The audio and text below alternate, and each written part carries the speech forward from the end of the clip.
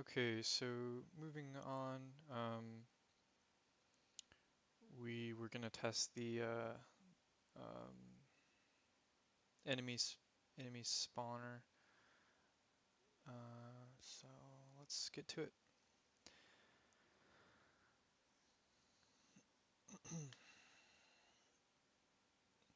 It's enemy prefab and spawn point, and let's make four enemies. All right. Let's see what happens if I play. Okay, that's looking pretty good. The fourth one's just kind of out of the screen, so I might need to tweak the randomness, but that's fine. Close enough. So we spawn the enemies. Let's put the player over there too. Alright. Well, let's see what happens.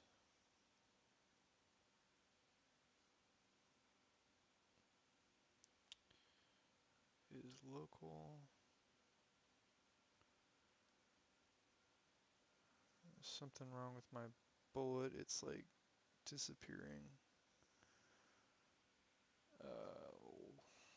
What the hell?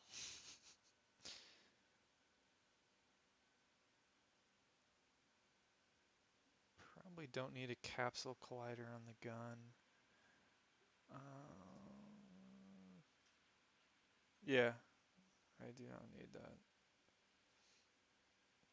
Take that off.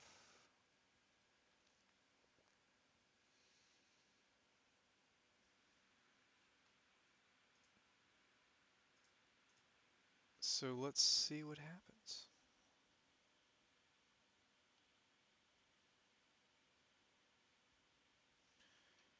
And it's already on local. No, it's not. That's better.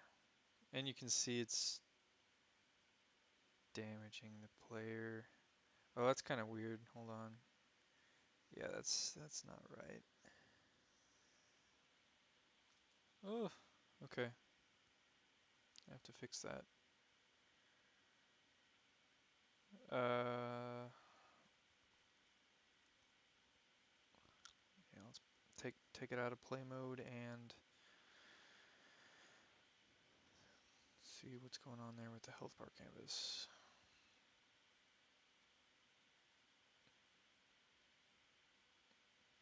Go to enemy.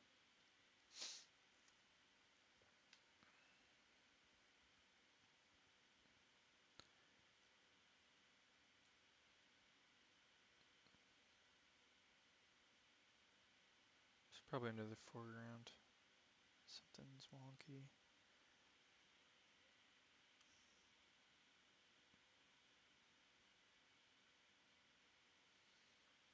I think I gotta, because I keep doing this while I'm in play, so it keeps reverting.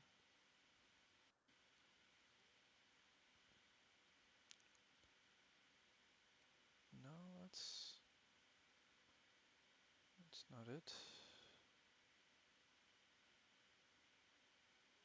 Yeah, it is. I forgot to apply it. Okay. So let's make sure we do the player before we forget.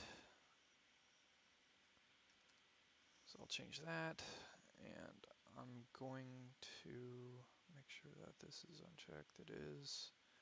Let's apply it. Let's also apply that. Delete the enemy, and I'll just test it once more.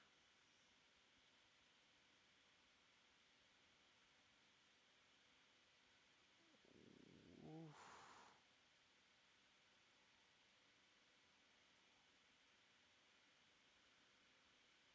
Yeah.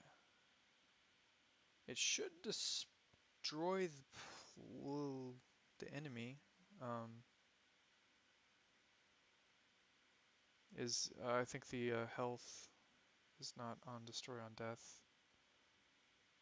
So we would want to do that for an enemy, right? So let's make sure we do that.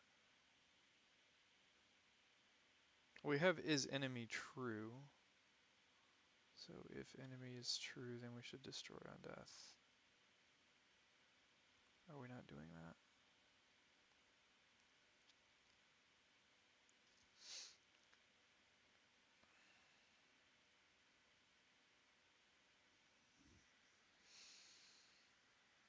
Hmm.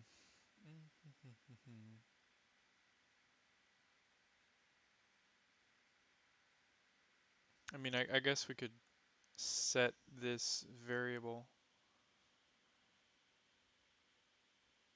from the enemy spawner.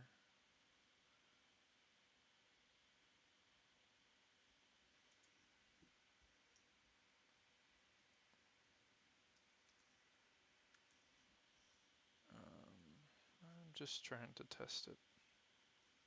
I might change that later.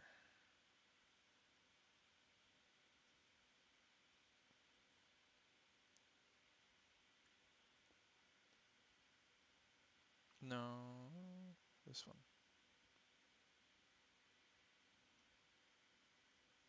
Oh, crap.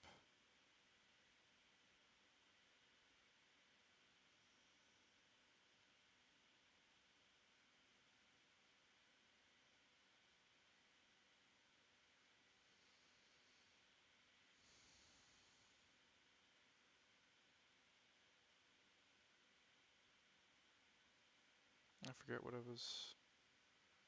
I'm testing whether they get destroyed. And they do. So that's working pretty good. Yeah. All right. Cool. So we know the enemy spawner is working pretty good. The next thing we'll look at is the script for the player spawner. So we don't really need to worry about this right now because we're just dropping the player prefab in there. But when we start doing the networking, we'll be using this more. Pretty straightforward. So we're just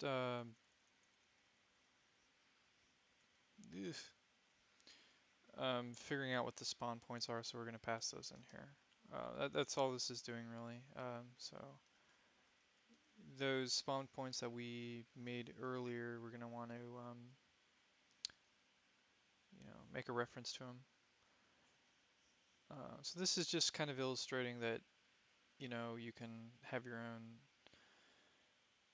inspector editor define spawn points for the player without doing random like we did for the enemies. So what we're going to do over here is, actually I put that one on the network manager. So we're just going to put in, the spawn points that we created earlier. So spawn point 1, spawn point 2, and that's all we're doing for that really. So at this point, I guess we can start working on the network manager, the script there. It's going to be the biggest script. It's going to be pretty huge. So let's get started on that.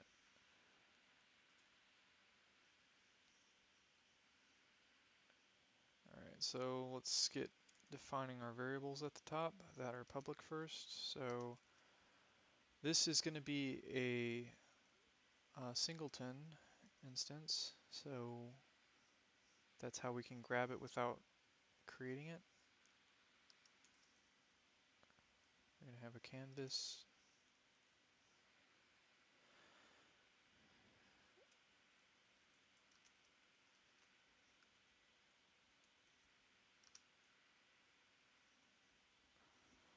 Okay, so this is something that we're going to do. We can't do it yet. So we'll do that in a bit, but for now, we'll just fill out this script as best we can.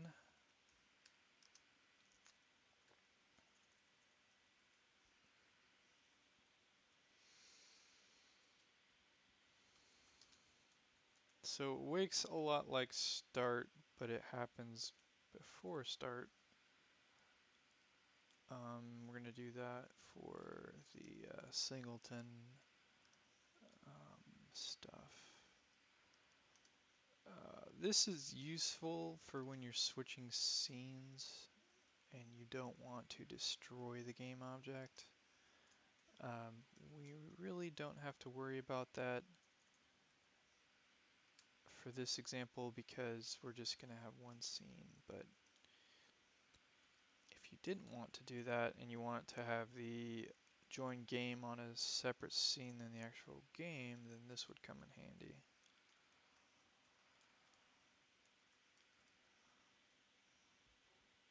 Alright, so we are going to have a start. So this is going to have all our subscription stuff in it, which we're not going to go into yet.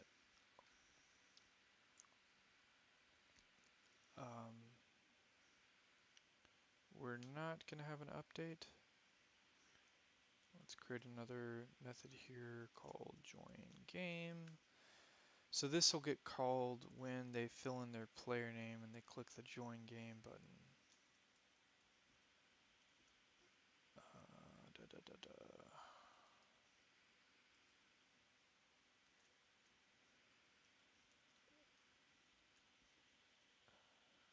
Okay.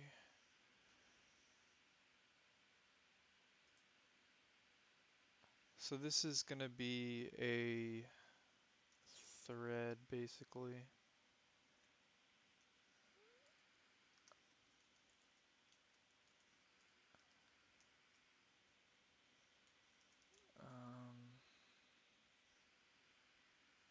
See if I want to, I don't really want to do this yet. We're going to be putting that third-party library in before we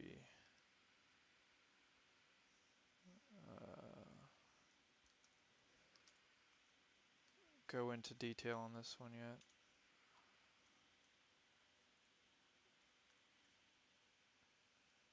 So I'll just put that there for now. And spell this correctly.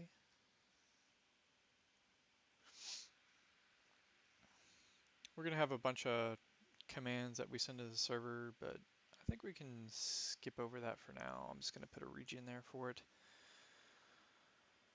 So we will have a region. This is just a way of being able to group your stuff together.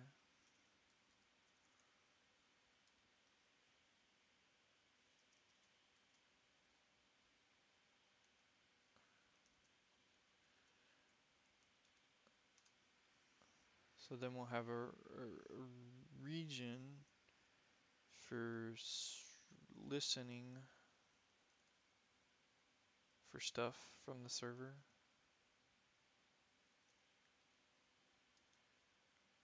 And down here, let's go ahead and do all this stuff, get this out of the way because it's pretty wordy. So what we're going to do, so this is going to be another region for JSON message classes. So you don't have to do this, but it's going to make our lives a lot easier so that we have like structure and we're not, just putting in JSON strings and parsing and unparsing and causes a lot of room for error. So the way we can kind of get around that is by creating classes that are serializable that are kind of like our rules. So we kind of define what messages are valid and, what messages we can use with our game. And it's a good thing to do. So we'll go ahead and create classes for all our different types of JSON messages that we're going to be sending. So let's do the first one. So this is basically the message that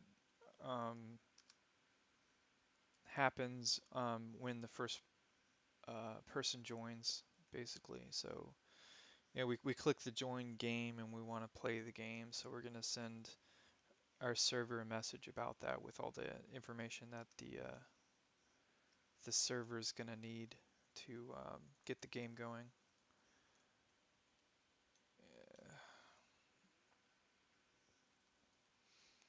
So this is another class here, the point JSON. That's just a inner serializable class that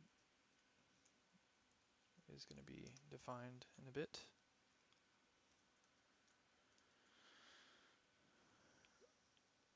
Not an iList,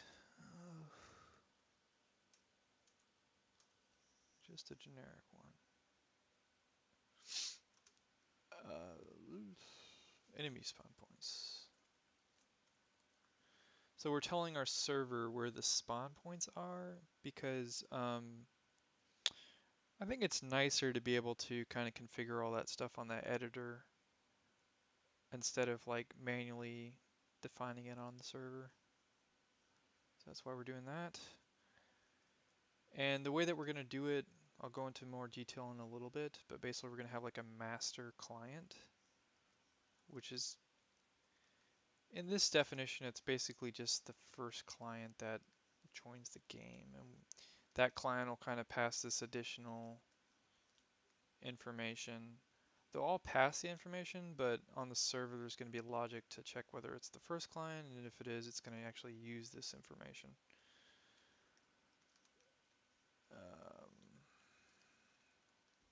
And that's kind of how it's being done on the initial tutorial there. So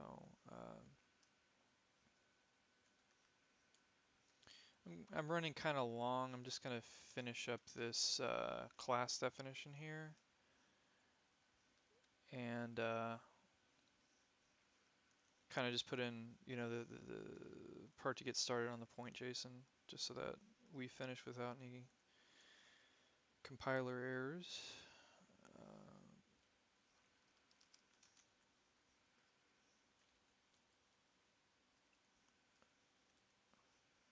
All right, also name. So that's our constructor, and we'll also like construct the spawn point stuff too. So what's going on here is we're basically kind of making a pretty optimized class for sending the data. We already have our classes for like spawn points and players and all that stuff working, but it's kind of verbose. So this class is to kind of transform all the stuff that we need into a terse JSON message that we can send to the server. So we have to convert, one class to another class, and that's what we're doing here. So the spawn points, all that stuff.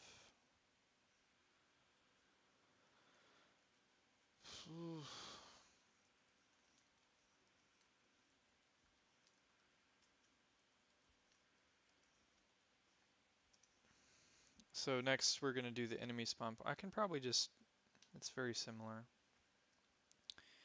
Copy and paste that and just swap this out with enemy spawn point and enemy spawn points. Right. Then I don't know if we want to do all this stuff yet. Serializable.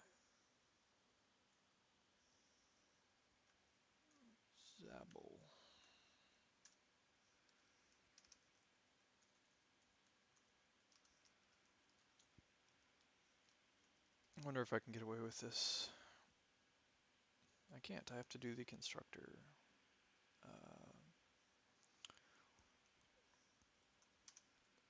We will finish this one up in a little bit.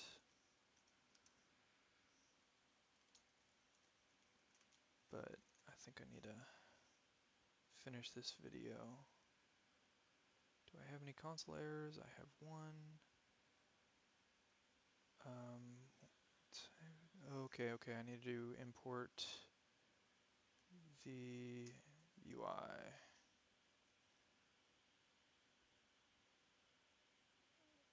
Does not exist. This should actually be plural because it's a list.